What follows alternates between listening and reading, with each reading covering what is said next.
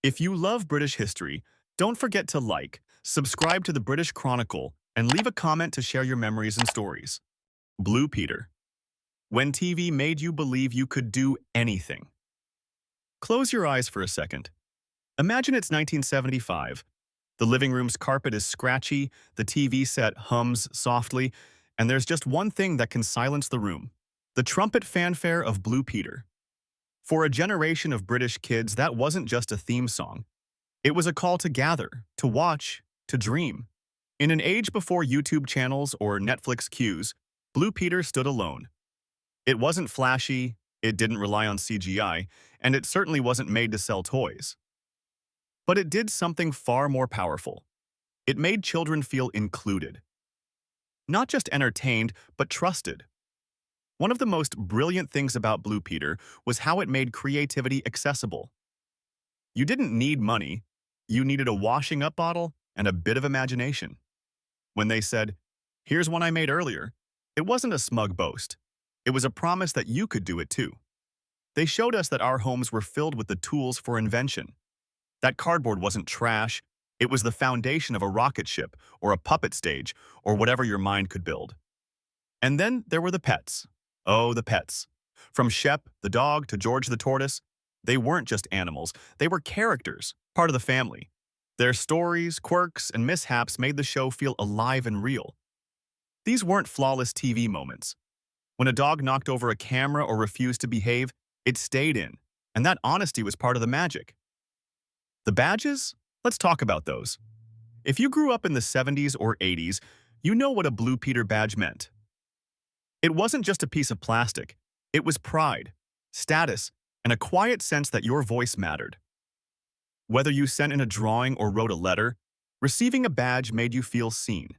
In an age where children's opinions were often ignored, Blue Peter said, "We're listening." And let's not forget the time capsules, the appeals, the trips into space and under the sea. Blue Peter didn't talk down to kids. It pulled them up, gave them curiosity, and helped them believe the world was bigger, but not out of reach. Looking back, Blue Peter wasn't just a TV show, it was a cultural institution. A weekly meeting point for kids across the UK, regardless of background. It united viewers not by what they had, but by what they could imagine. So if you're watching this and you ever made a cardboard castle, glued your fingers together with PVA, or held a badge like it was treasure, this part of the journey is for you. And if you're discovering it for the first time, you're about to find out why one show, made on a shoestring, became the heartbeat of childhood for generations. The clink of glass. Why school milk was more than just a drink. If you went to school in Britain during the 1970s, you probably remember that little glass bottle of milk, lined up by the classroom door in blue plastic crates, each one identical. Warm by mid-morning, never quite cold enough, but still, you drank it. But let's pause for a moment. Because school milk wasn't just about nutrition or a government policy. It was about belonging. It was a ritual. A shared pause in the day that tied every child together, from Liverpool to London. The sound of the foil top being peeled back with a fingernail. The occasional bent paper straw. The clinking of bottles being gathered at the end of break time. These weren't just random sensory memories. They were cultural markers. They told you were part of something. And it's not just about the milk. It's about what that moment represented. In an age before smartphones and individualized everything, there was a comfort in the sameness. Everyone got one bottle, no more, no less. It didn't matter if your dad was a banker or a bricklayer, at break time we were all the same. There's something quietly powerful about that, especially now when children's experiences are so fragmented. Personalized lunchboxes, private tutors, endless choices. But in those days, the clink of a glass milk bottle said, "We're in this together." Of course, it wasn't perfect. The milk was sometimes too warm, the crates clumsy, and not every kid liked the taste. But when the policy changed in the late 70s, and Margaret Thatcher, then Education Secretary, cut free school milk for older children, it wasn't just a health decision. It felt like a loss. A small, daily moment of unity was gone. Decades later, former students still talk about it. Not because the milk itself was remarkable, but because those quiet, shared moments helped define their school experience. In a way, school milk served as a symbol of a larger idea. that childhood had structure, routine, and a collective rhythm. Everyone got the same drink at the same time in the same room. It didn't teach math or grammar, but it taught something deeper: how to pause together, how to share, how to remember the little things. Ask anyone who lived through it, and they'll tell you the smell of warm milk still carries a flood of memories, of friendships, laughter, maybe even a crush across the classroom. And that's the magic of nostalgia. It's not about idealizing the past. It's about recognizing the moments that helped shape who we are. So the next time someone scoffs at a memory like school milk, remind them. Sometimes the smallest rituals leave the deepest marks.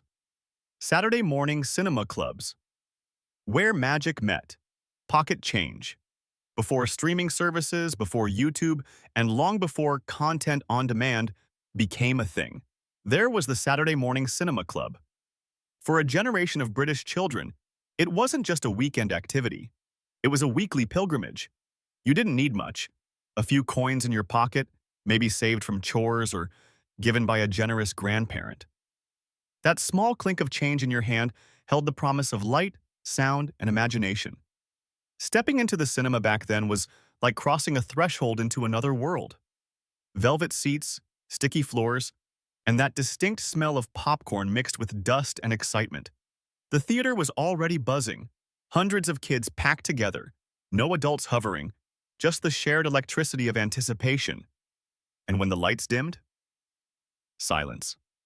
Then came the flicker of the projector, sometimes skipping, sometimes slightly out of focus, but always magical. Cartoons, short films, westerns, slapstick comedy. They weren't polished by today's standards, but they didn't need to be. The magic was real because it was shared. What made these screenings so special wasn't just the content, it was the ritual. You always sat with the same group of friends, you had your favorite row. You knew when to cheer, when to boo the villain, and when to belt out the sing-alongs, slightly off-key, of course. Sometimes there were competitions or raffle draws.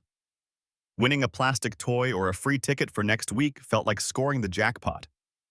And when the show ended and sunlight hit your face again as you stepped outside, it was like waking from a collective dream.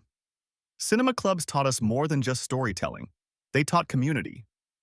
That one morning a week, children from every background sat shoulder to shoulder, laughing at the same gags, gasping at the same plot twists, and, without realizing it, building memories that would outlast the reels. Today, we scroll endlessly through content, barely pausing to savor a moment. But back then, each short film was a treasure. You couldn't rewind. You had to be present. And that presence made the experience unforgettable. There's a reason many adults, now well into their 50s or 60s, light up when you mention those cinema mornings. It wasn't just the movies. It was the independence, the noise, the joy of being part of something bigger than yourself. And perhaps most of all, it was knowing that next Saturday, you'd do it all again. The school run, when pavements were pathways to independence. In the Britain of the 1970s, the concept of a school run didn't involve seatbelts, traffic jams, or parents clutching coffee cups. It involved a pair of sturdy shoes, a satchel slung over your shoulder, and a well-worn path that stretched from your front door to the school gates. For many, the walk to school wasn't just routine, it was a rite of passage. It marked the first taste of responsibility, the first steps into a world without constant adult supervision. Children were trusted to navigate pavements, cross streets, dodge puddles, and get to class on time.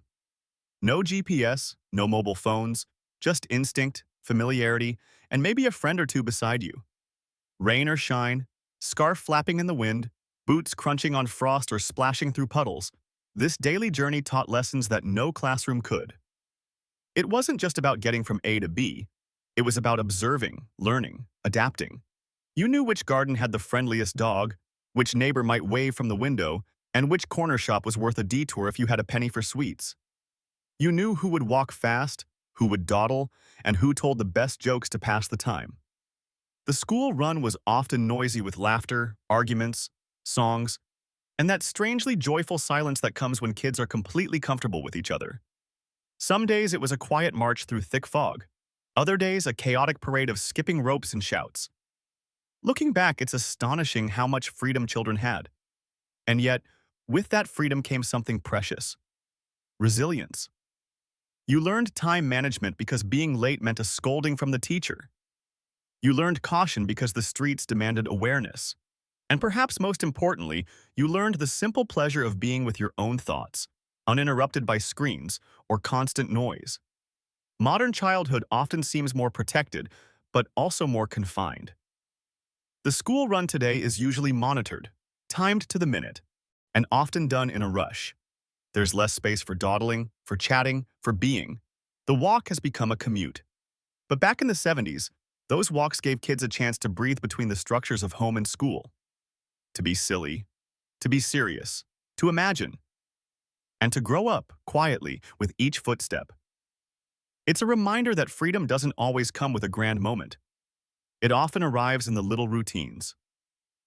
In the morning chill, in the clatter of a metal lunchbox, in the sight of a familiar gate coming into view. Vinyl records and the soundtrack of growing up before Spotify playlists, before YouTube autoplay, before shuffle buttons.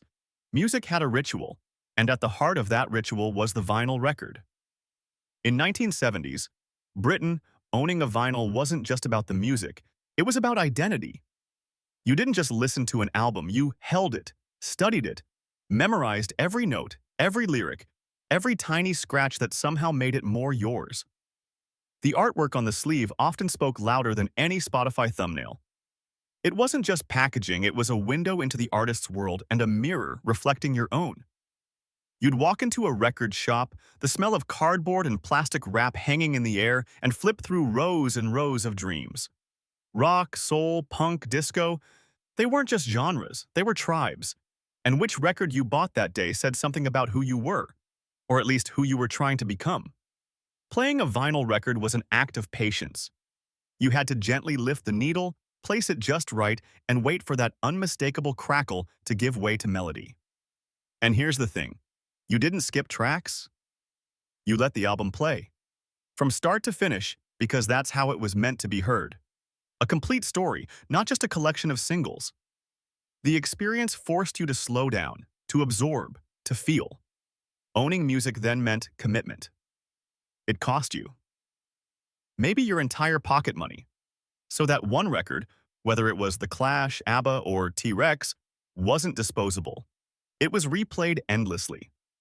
Until you knew every bass line, every drum fill, and yes, even the lyrics you misunderstood but sang with pride anyway. Sharing music was a social event. You didn't send a link. You invited someone over. You sat on the carpet, pulled out your collection, and negotiated which record deserved the spin. And when friends argued over who had the better sound system or the coolest cover art, it wasn't just banter. It was battle. There was also the sacred act of recording songs off the radio, finger poised over the record button, cursing when the DJ spoke over the intro. But vinyl was the gold standard. Tapes came and went, but records stayed. Even now, people are returning to vinyl not just out of nostalgia, but because they miss the physicality of music. The intentionality, that feeling of placing a needle on something real. And perhaps that's the lesson. Music isn't just background noise. It shapes memory. It bookmarks moments in life. The first heartbreak. The summer that never seemed to end. The song that always made you dance when you thought you were too shy. Panini stickers, sweet shops, and the economy of childhood before digital collectibles and loot boxes, before in-app purchases or online badges, there was a different kind of magic. The simple joy of peeling open a Panini sticker packet. The crinkle of the foil, the smell of fresh ink, and that brief heartbeat of hope. Would today be the day you finally got Kenny Dalglish? In 1970s, Britain, sticker albums weren't just toys. They were currency. Not just in the literal sense, though every kid became an amateur economist overnight, but in what they meant. Having the right sticker meant you were in the game. Completing the album? That was glory. It started at the corner shop. A few pence in your palm. The same shopkeeper who sold your mum bread and eggs knew you by name because you'd be in every day asking, "Have you restocked the new World Cup stickers yet?" Some even let you feel the packet, just in case you had a sixth sense about the rare ones. And when you walked into the schoolyard with fresh packets, you didn't just open them. You performed. You peeled them back slowly, dramatically. And then came the negotiations. Got, need! That was the anthem of break time. Doubles were traded like gold. Some kids had shoeboxes of swaps, categorized by position, keepers, strikers, badges. Others ran black market sticker operations, offering 2 shinies for 1 rare missing player. Everyone had their own code of honor. Some even wrote out trade contracts. On lined school paper, of course. But it wasn't just about collecting. It was about belonging. In those playground economies, you weren't judged by wealth or popularity.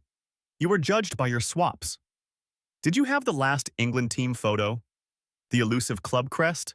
Could you help someone finish their album? Sticker collecting taught more than kids realized. Negotiation, value, patience, and perhaps most importantly, community. No one completed a Panini album alone. It took a network, a circle of trust, and sometimes a bit of luck. And let's not forget the sweet shops where these treasures lived. The scent of sugar hung thick in the air.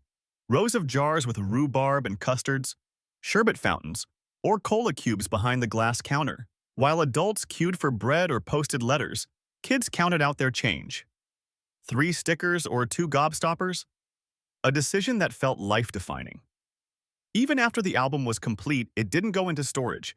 It was shown off, brought to school, thumbed through like a sacred text, corners curled, pages slightly sticky from sherbet fingers. It wasn't just a book, it was proof you finished something. And decades later, that feeling still lingers. A glimpse of a Panini logo, a dusty album in a box. It brings back that same fizz of excitement, the same joy in the small things. So here's to the swaps, the stickies, and the kids who ran empires out of playgrounds. Childhood didn't need tech. It just needed paper, glue, and a reason to trade. If you've still got your old albums, tell us what your prize sticker was in the comments. And don't forget to subscribe.